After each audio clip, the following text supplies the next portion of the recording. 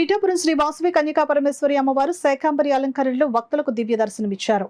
భక్తులు అమ్మవారిని దర్శించి తరించారు. పీఠాపురం పట్టణం కోటగుమ్మం సెంటర్లో ఉన్న శ్రీ వాసవి కన్యకా పరమేశ్వరి దేవాలయంలో ఆషాఢ మాసం సందర్భంగా సుమారు 50 కిలోల వివిధ రకాల కూరగాయలు, ఆకుకూరలతో అమ్మవారిని శాకంబరిగా భక్తుల సహాయంతో దివ్యంగా అలంకరించారు.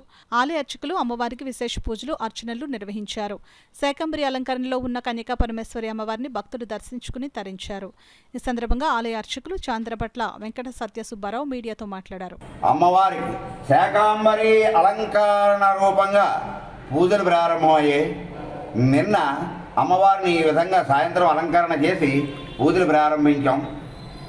సుమారు ఒక 50 కేజీల వరకు అన్ని రకాల కూరగాయలు సేకరించబడి అనేక మంది భక్తులు కూడా వీటన్నిటినీ అలంకరణకి దండల కింద గుర్చి వారు కూడా అమ్మవారి సేవగా ఈ అమ్మవారి అలంకరణ, ఈ శాకంబరి అలంకరణలో పాల్గొని తరించారు.